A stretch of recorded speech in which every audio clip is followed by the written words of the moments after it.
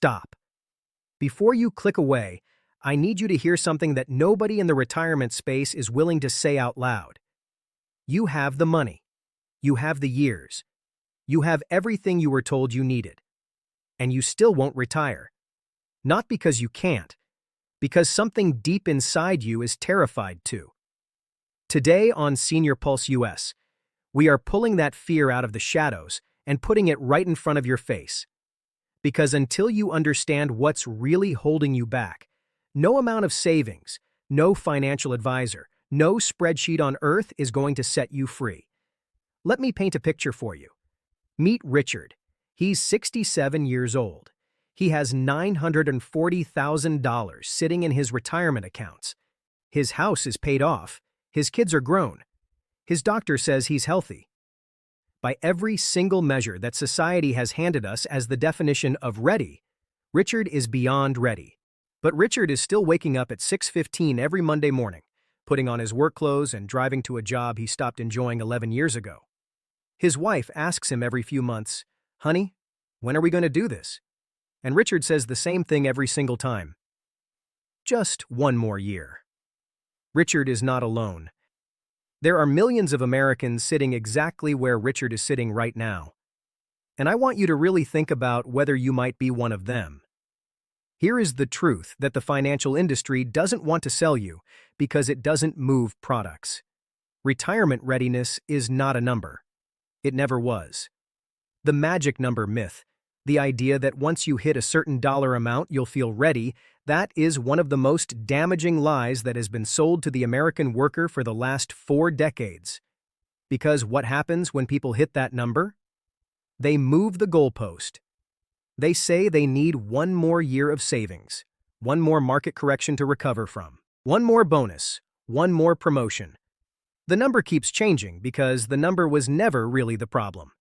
So what is the actual problem? It's identity. And this one hits hard, so stay with me. For most Americans, especially those of you in your 60s and 70s who grew up watching your parents and grandparents define themselves entirely by their work, your career is not just what you do. It is who you are. You are the manager, the nurse, the engineer, the business owner, the teacher. Take that away, and a terrifying question fills the silence. Who am I now? That question is not small. That question has ended marriages. That question has sent people into depression. That question has literally shortened lives. Research coming out of institutions like Harvard and Stanford has shown over and over again that the psychological transition into retirement is one of the most disorienting identity shifts a human being can go through. And nobody talks about it at your financial planning appointment. Nobody brings it up when they're running Monte Carlo simulations on your portfolio. They hand you a pie chart and send you home. But here's what I need you to understand. And this is the part where everything can change for you today. That fear you feel?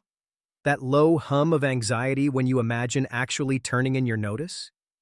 That is not a warning sign. That is not your gut telling you something is wrong.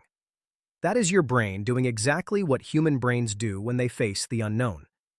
It's the same fear people feel before they move to a new city, start a new relationship, or take any leap that genuinely matters. Fear and danger are not the same thing. And somewhere along the way, we stopped being able to tell the difference. Now let's talk about the other fear. The one that's even harder to say. The fear of running out of money. Because even people with substantial savings carry this one. I've spoken with retirees who have over $1 million saved, and they're still clipping coupons out of anxiety, not out of necessity, out of a fear so deeply conditioned that no bank statement can touch it. This fear comes from somewhere real. Many of you watched your parents struggle. Some of you lived through economic crashes. Some of you have relatives who outlived their money, and you saw what that looked like up close, and you swore to yourself you would never be in that position. That vow hardened into armor. And now the armor is so thick you can't take it off even when you're safe. Even when your financial situation genuinely calls for rest, that armor keeps you marching. Here's the brutal reality check. The years between 65 and 75 are statistically the healthiest, most mobile years of your retirement.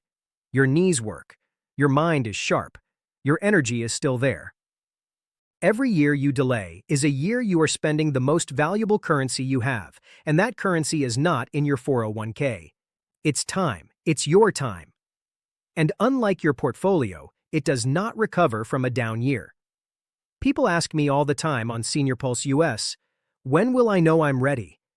And my answer always surprises them. You will probably never feel completely ready. Readiness is not a feeling. It's a decision. Every person who has ever done anything meaningful in their life, started a business, raised a child, moved across the country, said I do, every single one of them made that move before they felt 100% ready. Because 100% ready is a myth. It's a carrot on a stick that keeps you running in place until the clock runs out. What you need is not another year of savings.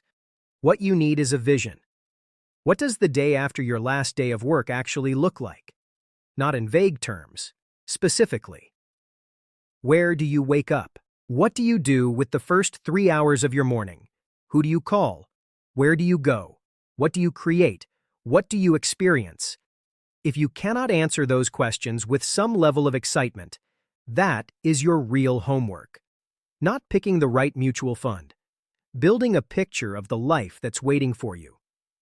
Because retirement is not the end of your story. It is the beginning of the chapter you actually get to write yourself.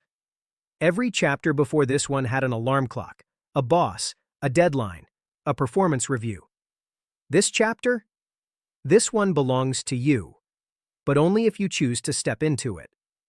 Richard, the man I told you about at the beginning of this video, he finally retired 8 months ago.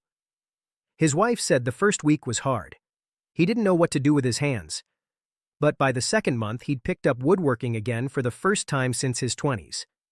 By the third month, he and his wife drove Route 66 from Chicago to Santa Monica. He called it the best thing he'd ever done.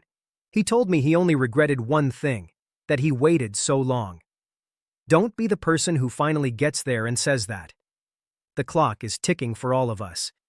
And the only thing scarier than retiring should be the thought of never doing it at all. If this video opened something up in you, if it made you feel something you've been pushing down, share it with someone you love who needs to hear it. Subscribe to Senior Pulse US because we don't sugarcoat the real conversations that matter to your life right now. And drop in the comments, what's your one more year excuse? Let's talk about it. Because this community shows up for each other. And you don't have to figure this out alone.